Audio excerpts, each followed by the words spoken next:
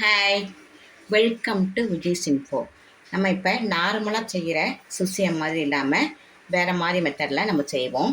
அதுக்கு நான் எப்போவுமே நம்ம செய்வோம் இல்லையா, கடலைப்பருப்பு, தேங்காய், நாட்டு சக்கரை அல்லது வெல்லம் போட்டு நல்லா வதக்கி வச்சுருக்கேன். கடலைப்பருப்பை 2 மணி நேரம் ஊற வச்சு இதில் குக்கரில் போட்டு நல்லா 2 சவுண்டு கொடுத்து நல்லா வேக வச்சு எடுத்து அதில் தேங்காய், நாட்டு சக்கரை போட்டு நல்லா கிளறி கெட்டியாக்கி வச்சுருக்கேன் பாருங்கள். இப்போ நம்ம நார்மலாக மைதாவில் தான் முக்கி எடுப்போம். இப்போ நம்ம கொஞ்சமாக வித்தியாசமாக அரிசி மாவுலையும் உளுந்த மாவுலையும் போட்டு முக்கி எடுத்து பார்க்கலாம். செம டேஸ்ட்டாக இருக்கும்.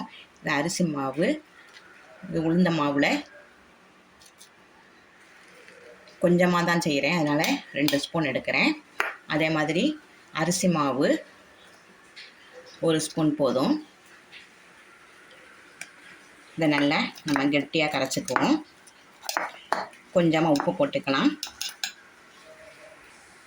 கொஞ்சமாக உப்பு,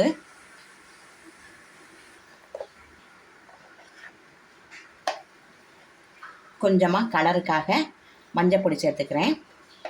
இதை நம்ம நல்லா கலந்துக்குவோம்.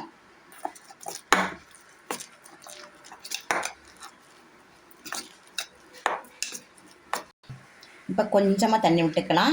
பஜ்ஜி பதத்தோட கொஞ்சம் கெட்டியாக இருக்கணும்.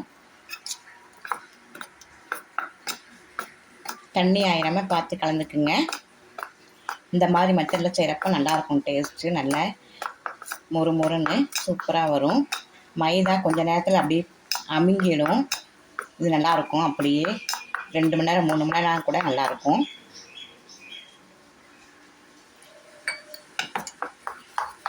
இந்த பதத்தை கரைச்சா போதும்.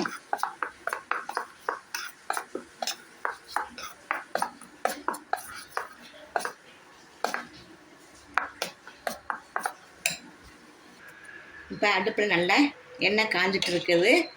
நல்லா சுட்ட பிறகு கொஞ்சம் கம்மி பண்ணிக்கோங்க. நல்லா எண்ணெய் காஞ்சிருச்சு. இப்போ நல்லா கம்மி பண்ணிடலாம்.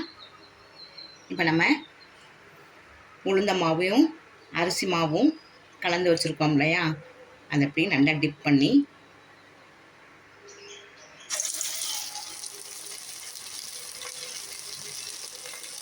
ஒன்று நல்லா வெந்த பிறகு அடுத்தது போடலாம்.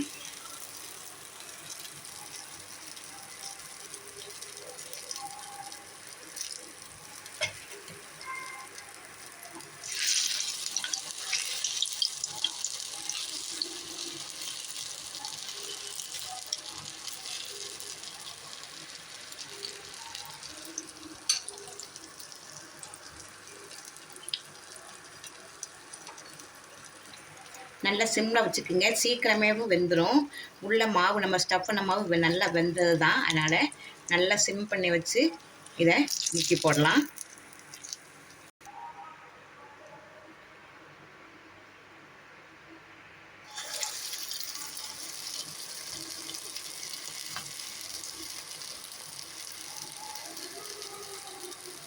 நல்லா சிம்லேயே வேகட்டும். உளுந்த மாவு அரிசி மாவு தான் டக்குன்னு வந்துடும்.